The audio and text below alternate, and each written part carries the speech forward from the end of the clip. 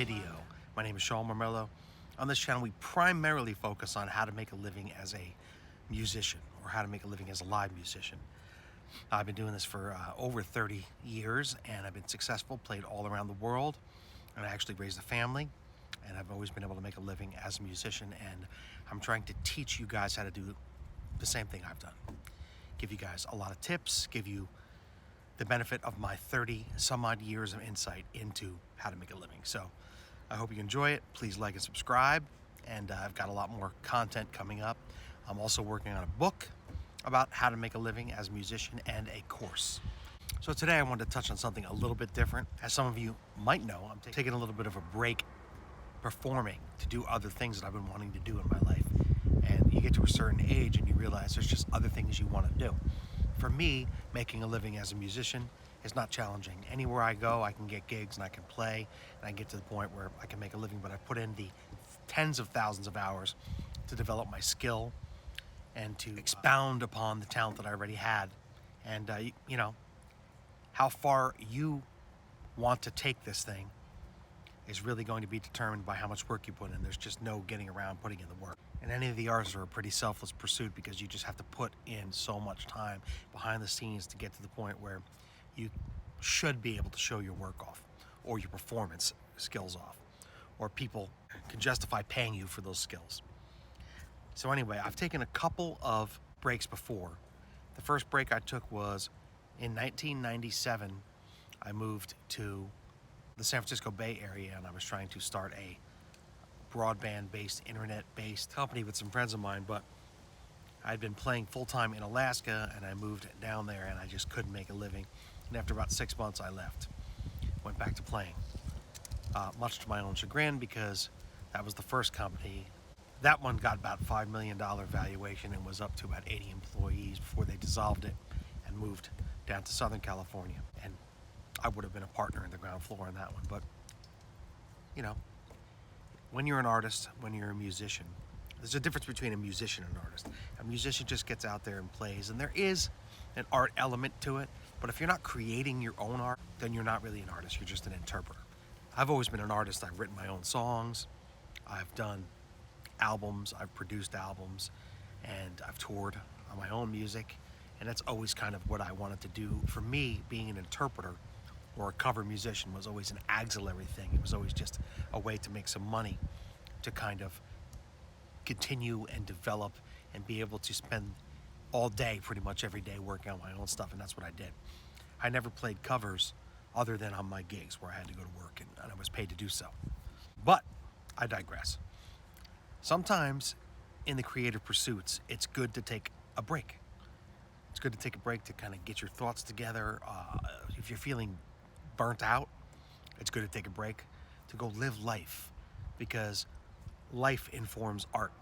When you go live life, it fills your coffers up again. It fills your creative tank up again, so to speak. And how long you take a break just determines how empty your creative tank is. So if you feel burnt out, you know, taking a break is not a bad thing. So another time I took a break is when I moved back to California to that same company. It was up and running, it was kicking butt, and my buddy wanted me to run the studio and kind of run the music department of it, because he couldn't be there full time. He had other hats. That's what I was going to do originally. So I went back. I spent about a year, fall of 1999 to the end of the summer 2000. And at that point, I realized that that's just not what I wanted to do.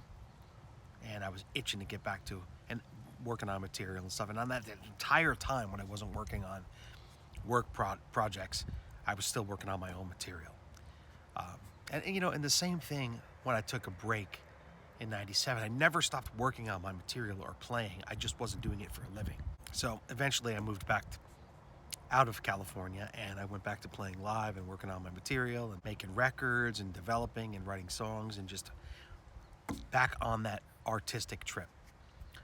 So after years and years and years and years of putting out albums and touring and getting frustrated, nearing 40, living in Europe and gigging around there and playing all over the world, I finally decided I'm going to give this one last chance.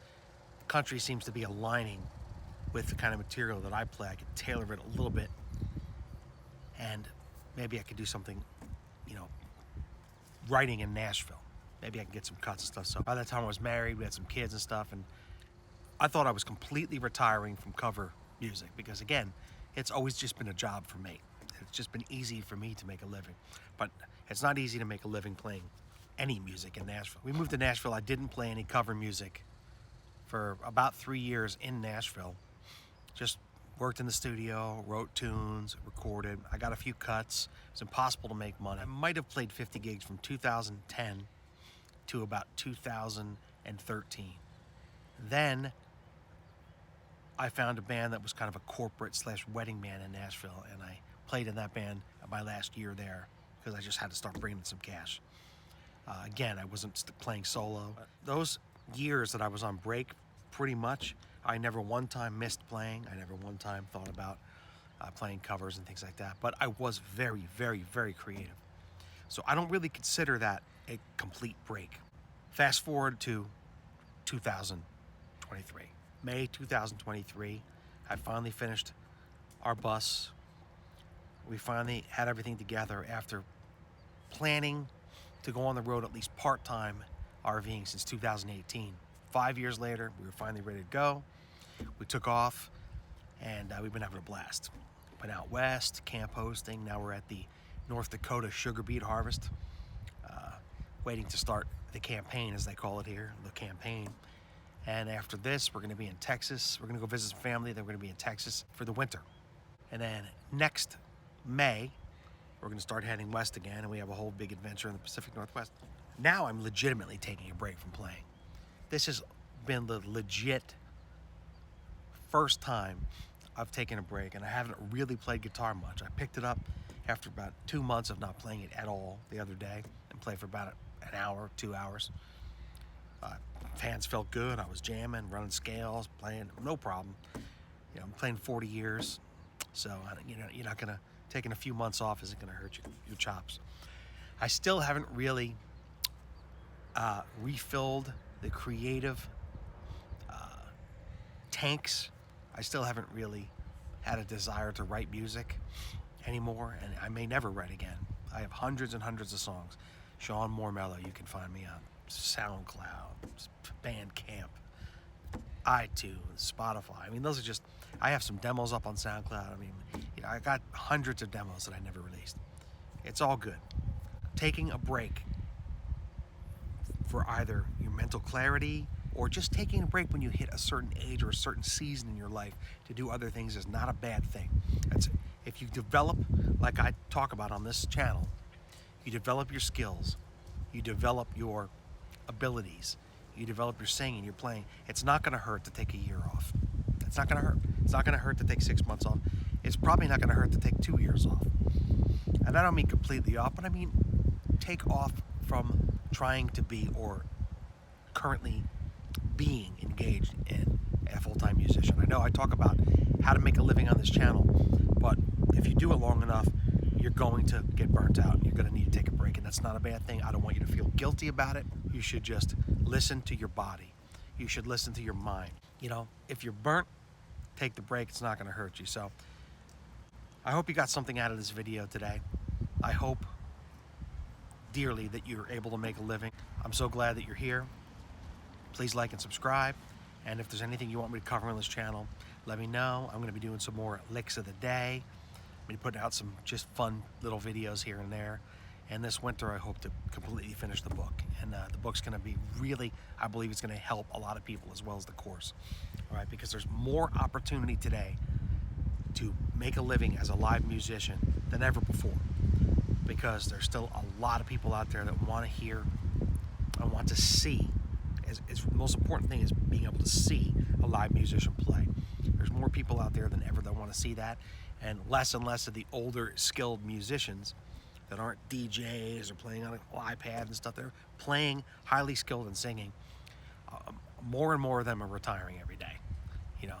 So if that's what you want to do, like and subscribe, check out all my videos, watch them all, check out my course when it comes out, check out the book. And we're going to keep it going here because I think I'm transitioning now into more of a teacher. I want to give back. I want to impart my many, many years of knowledge onto you guys, all right? I want to see some younger people coming up today just kicking serious butt.